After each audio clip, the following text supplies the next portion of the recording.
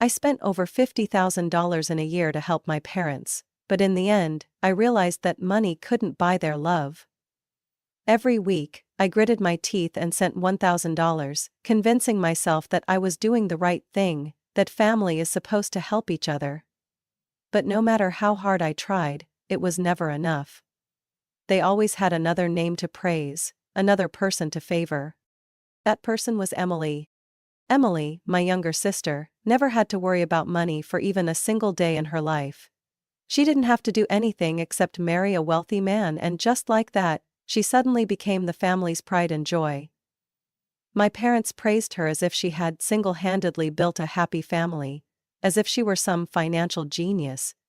When in reality, Emily had never earned a single penny on her own, and me, I worked myself to exhaustion, drained every last cent I had, only to be treated like a walking ATM. When my dad lost his job, my mom called me in the middle of the night, her voice frantic, as if the world was about to end. "Olivia, honey, your dad got laid off. We don't know what to do anymore. The house, the bills, the electricity, the water, everything is piling up. If no one helps, we might have to sell the house."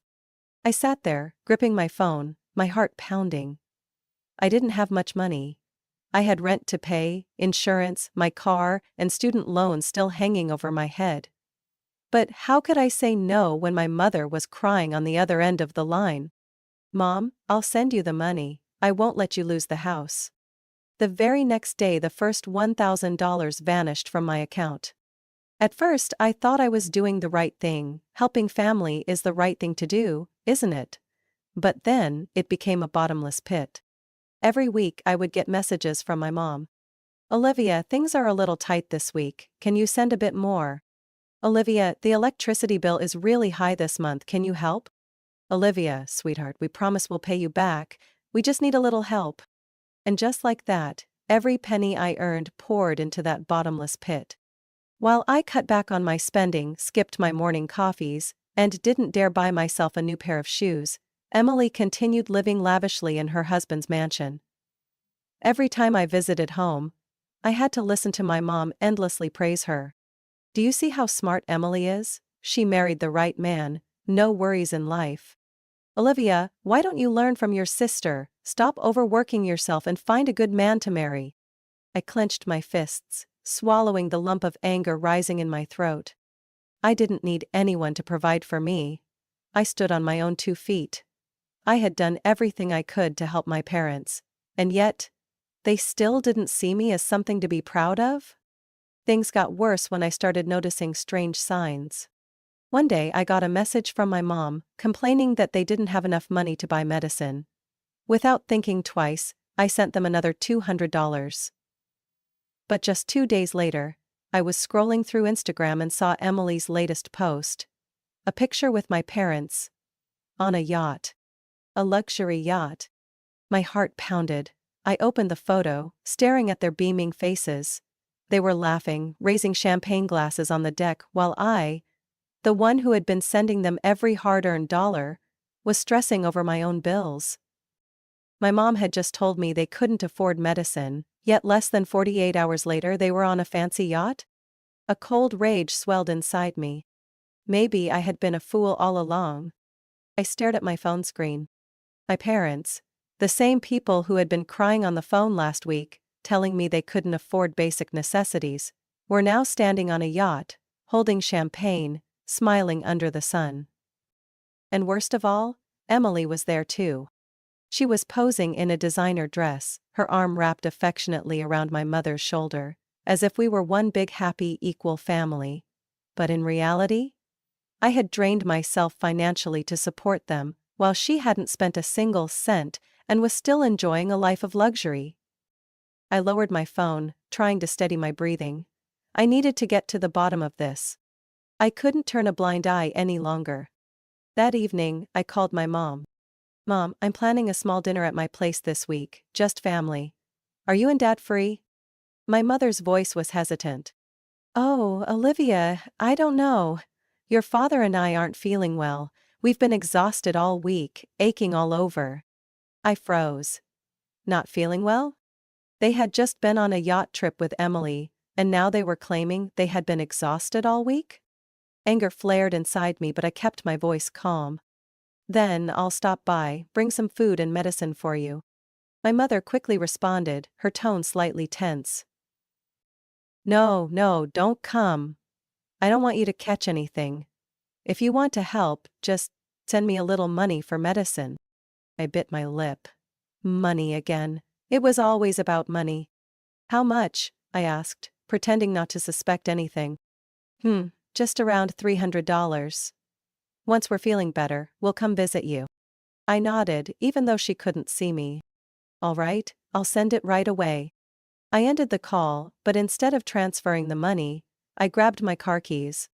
I needed the truth from them. I didn't go straight to my parents' house. I needed confirmation first. I drove to Mr. Harrison's house, the neighbor who lived right next door to my parents. He was a retired teacher who spent his afternoons tending to his garden. I parked in front of his house and walked up to the gate. Hi, Mr. Harrison. How have my parents been lately? I asked casually, trying to keep my emotions in check. Mr. Harrison looked up, resting both hands on his cane as he squinted at me.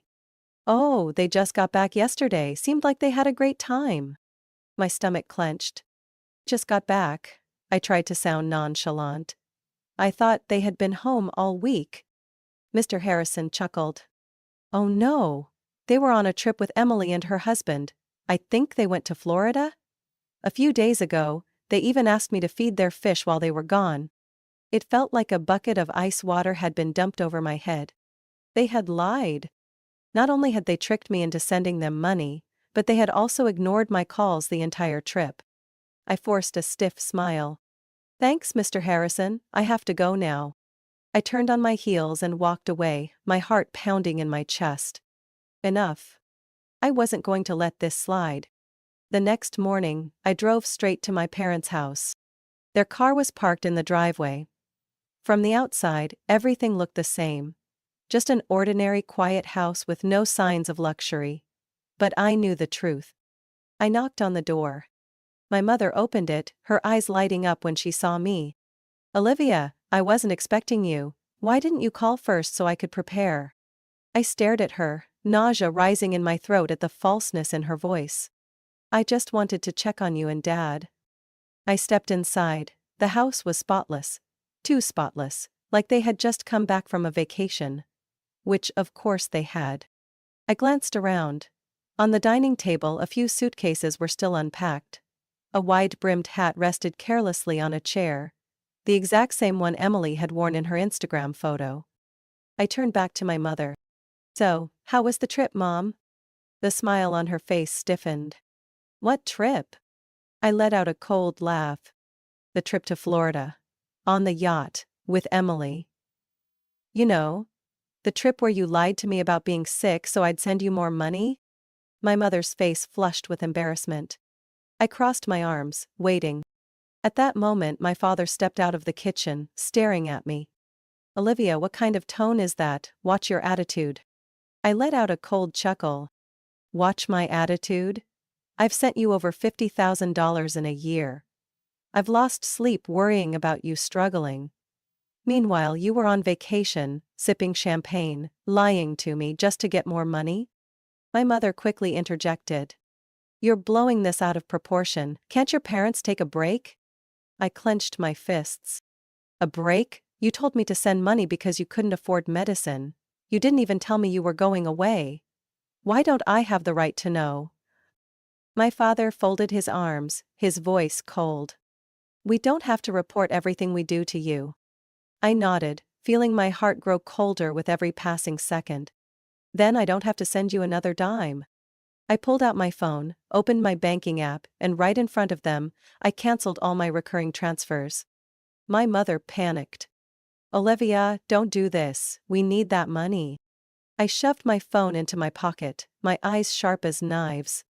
Then ask Emily, I've had enough.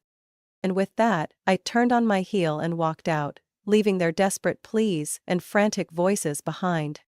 For the first time in my life, I felt like I had no control. I slammed my car door shut, taking a deep breath to steady myself. but nothing could cool the rage boiling inside me. My parents had deceived me. Not only had they lied about needing money, but they had shamelessly enjoyed a luxurious life using the very money I had worked myself to the bone to earn. And now, when caught, they were playing the victims. No, I wasn't going to let them get away with this. I pushed open the door and walked into the house without knocking. I knew this house too well.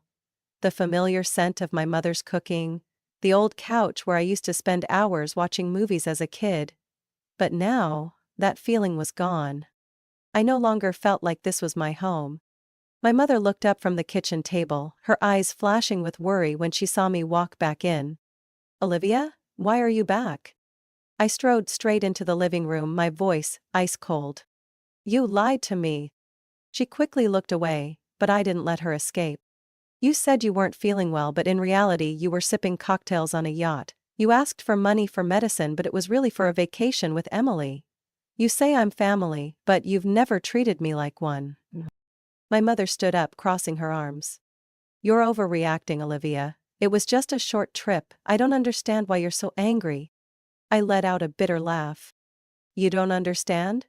Fine, let me spell it out for you." I pulled out my phone, opened my banking app and scrolled through my list of transactions. "For the past year, I've sent you over $50,000. You told me you were struggling, that I was your only hope. Meanwhile, Emily, the daughter you worship, hasn't given you a single penny. And now? You're telling me I'm overreacting?" My father stepped out of the bedroom, his voice deep and cold. "Olivia, don't talk to your mother like that." I turned to him, my voice sharp as a blade. "And how exactly should I talk to her? Should I stay silent and keep sending money without question? Should I pretend nothing happened?" My father folded his arms, his face unreadable. "We don't have to explain every dollar we spend to you." A bitter smirk crept onto my lips. "Then I don't have to keep funding you either." The room fell so silent I could hear the clock ticking on the wall. My mother's face went pale. "Olivia, you can't do this." I held up my phone, scrolled to my automatic transfers, and canceled every single one. Right in front of them. "I can't?" "Watch me." One tap. Every dollar they had been expecting from me, gone. My father gritted his teeth, his eyes dark with frustration. "You're being selfish. You're just mad that we didn't invite you on the trip, aren't you? This is just jealousy over Emily." I froze. A fire erupted in my chest. I took a step closer, looking him dead in the eye. "Jealousy?" I let out a hollow, icy laugh. "Do you have any idea how hard I worked for that money? While you were vacationing, I was working overtime. While you were praising Emily, I was giving up so much to help you. And after everything, you tell me I'm just jealous?" My mother cut in. "You're being too sensitive, Olivia. We just wanted to have a little fun. Why do you have to make this such a big deal?" I took a deep breath. "Because you turned me into an ATM." No one said a word. I clenched my fists, trying to steady my voice. "You need someone to take care of you? Fine. Emily is perfect. Isn't she? Let her do it." My mother flinched. "Emily can't." "Oh, why not? She lives in a mansion, has a rich husband, travels without a care in the world. She's your golden child. Isn't she? So why can't she help you?" My father's face darkened with anger. "Do you really want to cut ties with your family?" I stared at him. "No, you did that a long time ago. I'm just realizing it now." My mother's eyes welled up with tears. "You're going to regret this, Olivia. Family is supposed to help each other." I narrowed my eyes. "No, Mom, family is supposed to respect and love each other, not use them." I turned around and walked out, leaving behind my mother's desperate calls and my father's cold stare. For the first time, I felt relieved to finally say what had been weighing on my chest. I had barely stepped into my house when my phone started buzzing nonstop. "Mom? Dad? Emily?" They kept calling as if I had committed some unforgivable crime. I didn't need to guess what they wanted to say. Pleading, guilt-tripping, maybe even threats. but I didn't care anymore. I had endured enough. I flipped my phone face down on the table, closed my eyes and took a deep breath. But before I could regain my composure, loud knocking pounded at my door. My parents? No way. I stood up, walked to the door and peeked through the peephole. Emily? And behind her, my parents stood with their arms crossed, their faces tight with anger. I opened the door but didn't let them in. "What are you doing here?" I asked, my voice void of warmth. Emily smirked, folding her arms as if she was talking to someone beneath her. "I could ask you the same thing, Olivia. What the hell do you think you're doing?" I let out a small chuckle. "Doing what I should have done a long time ago." Emily's eyes narrowed. "You mean cutting off mom and dad? You're so petty, Olivia. All this over not being invited on a trip?" I clenched my fists but kept my voice calm. "No, because they used me for a year, lied to me over and over again, and now that I'm no longer their financial puppet, they sent you to convince me to change my mind?" My father scoffed. "Olivia, you're being disgraceful." I turned to him, my expression blank. "You think standing up for myself is disgraceful? Then so be it." Emily let out a mocking laugh. "Oh, come on, Olivia. You're not that tough. You're just throwing a tantrum. We're family. You can't do this to mom and dad." She stepped forward, about to push her way in, but I raised a hand to stop her. "Don't step inside." Emily's eyes widened in disbelief, as if she couldn't fathom that I would dare to block her. "You can't be serious. You won't last without helping them." A voice spoke up behind me. "Wrong. She's learning how to live without being used by her family." "Natalie." She stepped out of the living room, arms crossed, her eyes filled with defiance. Emily sneered. "Oh, great, now your girlfriend thinks she can interfere in family matters." I saw Natalie's expression darken. "Family? Don't make me laugh. Your parents see Olivia as nothing but a human ATM. They don't actually care about her." Emily clicked her tongue, shaking her head. "You don't understand anything. Family supports each other in hard times. You don't know anything about us." Natalie stepped forward, her voice dropping into a dangerously low tone. "Do you understand the difference between helping and being used? Or are you just another leech, living off other people's money like your parents?" Emily flinched, her face turning red. "Don't you dare insult me." I saw Natalie's hand twitch, and in the blink of an eye she grabbed a fistful of Emily's hair. Emily shrieked, struggling, but Natalie didn't let go right away. "Listen to me, Emily. You and your parents will never take advantage of Olivia again. If you show up here one more time, don't expect me to be polite." Emily gasped when Natalie finally released her. She staggered back, her eyes blazing with fury and humiliation. "Are you insane?" Emily shouted, rubbing her head. My mother lunged forward, her voice shrill with outrage. "Olivia, you're letting your girlfriend attack your own sister? Have you lost your mind?" I crossed my arms, staring at them. No, Emily deserved it. My father took a step forward, his voice seething with anger. "You need to control your girlfriend, she just assaulted our daughter." I laughed. "Oh? And what about Emily barging into my home, insulting me and demanding my money? That's fine with you?" Silence. I took a slow breath, my voice icy. "And listen carefully. This is the last time we will ever speak. Don't call me. Don't come to my house. From now on, I owe this family nothing." Emily's eyes burned with fury, her lips trembling. "You'll regret this, Olivia. You'll come crawling back, begging mom and dad for help." I met her gaze without a flicker of doubt. "Never." Emily gritted her teeth, spun on her heel, and stormed off. My parents followed quietly, their faces rigid with anger. When the door slammed shut, I felt lighter than I had in years. But I knew this wasn't over. My parents wouldn't let this go. Emily wouldn't accept defeat so easily. And I wasn't wrong. Just a few days later they returned, this time, with backup. I was sitting on my couch, scrolling through my phone, when furious knocking echoed through my apartment. I didn't even need to check the peephole to know who it was. I opened the door.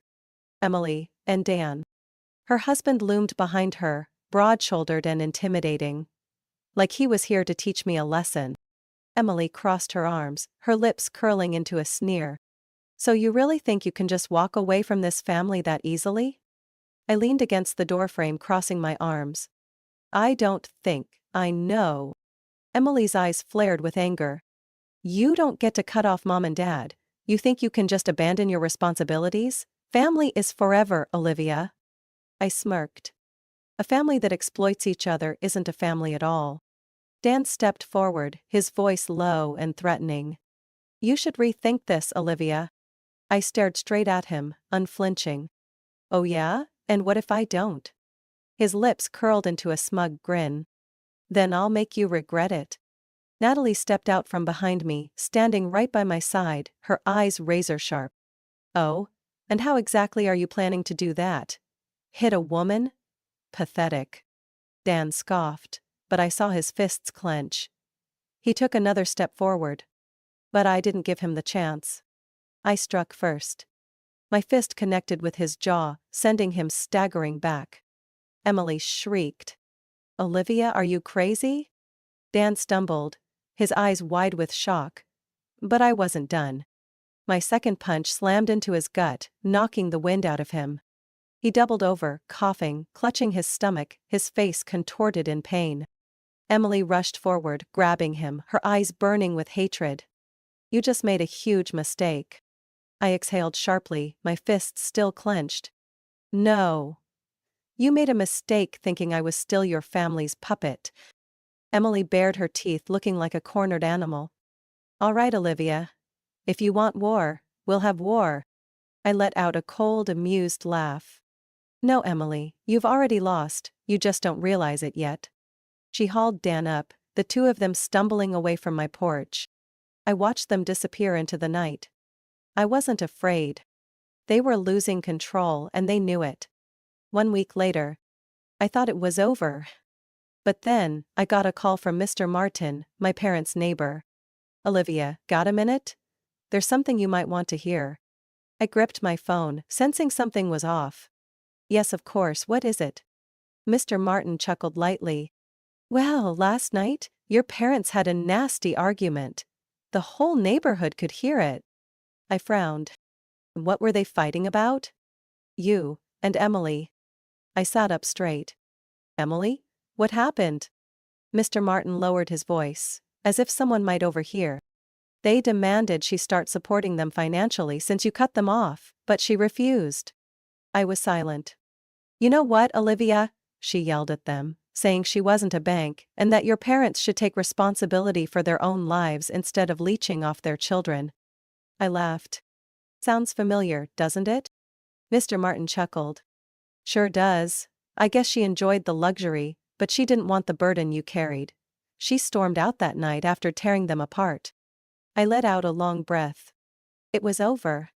My parents lost both their children in the span of a week. No more Olivia to provide for them, no more Emily to cling to.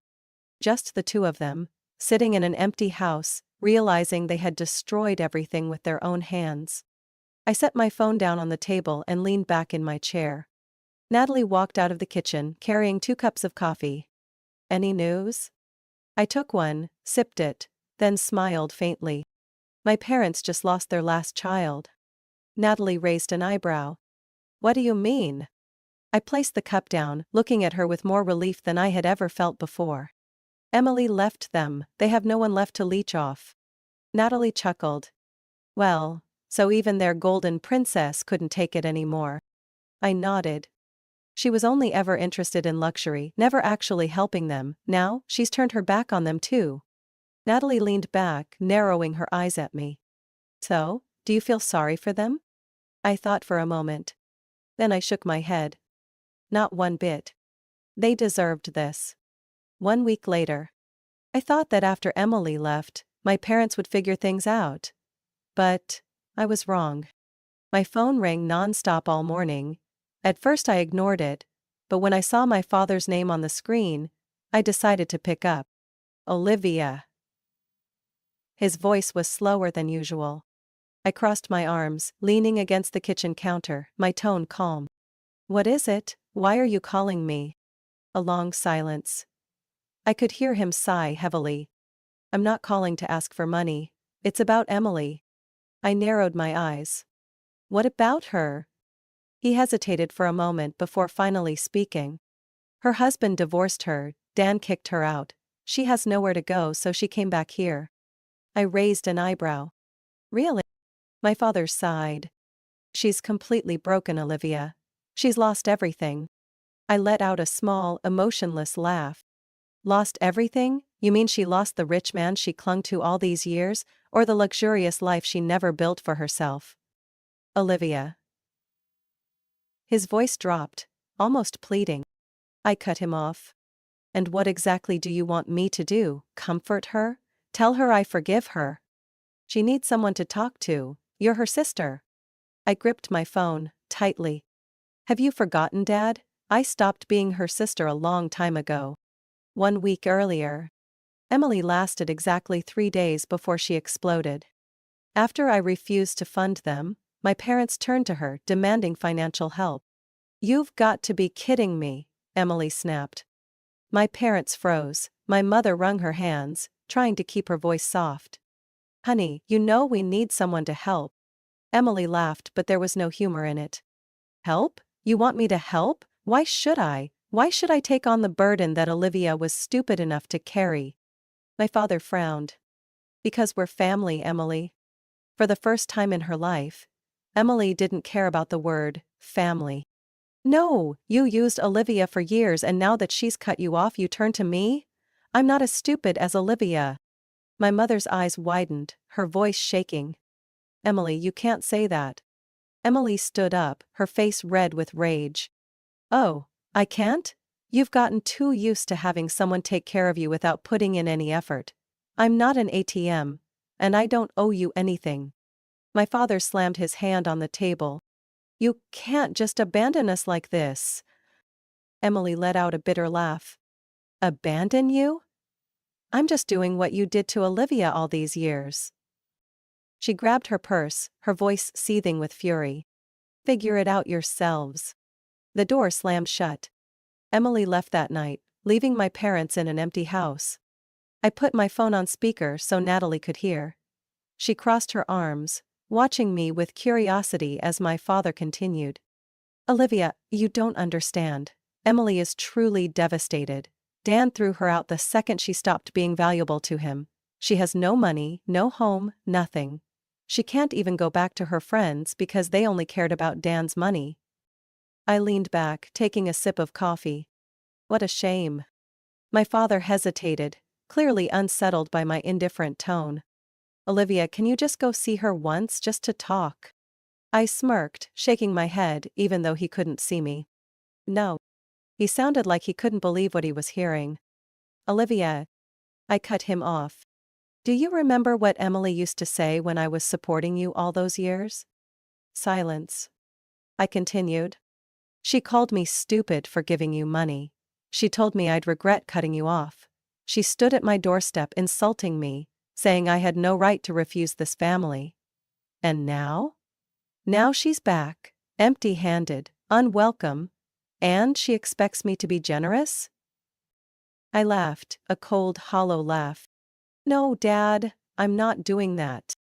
I heard him let out a heavy sigh on the other end of the line. "So you really don't need this family anymore?" I closed my eyes, feeling the relief spread through me. "I did that a long time ago, Dad, you just never wanted to accept it." I hung up. Natalie raised an eyebrow at me. "You okay?" I set my phone down on the table, taking a deep breath. More than ever, my parents had no one left to rely on. Emily had realized she was just another disposable pawn once she lost her value. And me, I was finally free from all of them. 3 years later. I never thought I'd return to that house. 3 years ago, I walked away from my parents, leaving them to deal with the consequences of their choices. Emily had left too, once she realized she couldn't use my parents to secure an easy life. They lost both their children in a single week. At the time, I felt no regret. I had spent my entire life chasing their approval, only to be met with disregard and exploitation. But over the years, I came to understand something. They weren't entirely evil, they were just lost. And now, after all these years, I stood before that old door, wondering if it was ever truly a place I could call home. I knocked. The door opened and my mother appeared. She stared at me, her eyes widening in disbelief. "Olivia?" I swallowed the lump in my throat. "Hi, Mom." Before I could react, she lunged forward, wrapping her arms around me as if afraid I'd disappear. I heard her sobbing against my shoulder. "I'm sorry. I'm so sorry." I stood still for a moment, then gently hugged her back. "I know." My father stepped out from the living room. His hair had turned grayer than I remembered. When he saw me, he froze, then took a deep breath and walked forward. "Olivia." I looked at him, and for the first time in years, I didn't see anger or stubborn pride in his eyes. Only regret. "I'm sorry." 3 words. The ones I had waited for all these years. I smiled softly. "I know, Dad." We sat down in the living room, where I once had happy memories before everything fell apart. There was no blame, no resentment, just a family trying to mend the past. After a while, I hesitated before asking, "Where's Emily?" My mother gave a small, sad smile. "She's changed a lot. After losing everything, she realized she couldn't rely on others forever. She picked herself up, found a job, and learned how to stand on her own." I was surprised. "Really?" My mother nodded. "She's always wanted to talk to you but was too afraid. She thought you'd never forgive her." I sighed, then pulled out my phone. "I'll call her." My mother smiled, tears streaming down her face. "Thank you, Olivia." The phone rang a few times before Emily's voice came through. "Hello?" I took a deep breath. "Emily, it's me." A long silence, then I heard a shaky breath on the other end. You're really calling me?" I smiled. "Yes. We need to talk. 3 years of distance, of wounds, of misunderstandings. But in the end, we found our way back to each other. Family isn't perfect. But if everyone is willing to change, they can still find their way home." Olivia's story is a powerful reminder about setting boundaries and self-worth. Sometimes, the people we love most are the ones who exploit us the most, hiding their manipulation under the label of family. But no one is obligated to sacrifice themselves unconditionally, especially when that sacrifice is taken for granted. Olivia spent years learning that kindness should never be taken advantage of, and cutting off toxic relationships isn't selfish, it's the only way to protect oneself. Yet, the greatest happiness came when Olivia chose to forgive and return, giving her family a second chance. What do you think of Olivia's story? If you were in her situation, would you continue to help cut ties to protect yourself? Share your thoughts in the comments. Don't forget to follow the channel for more real-life emotional stories about family and life.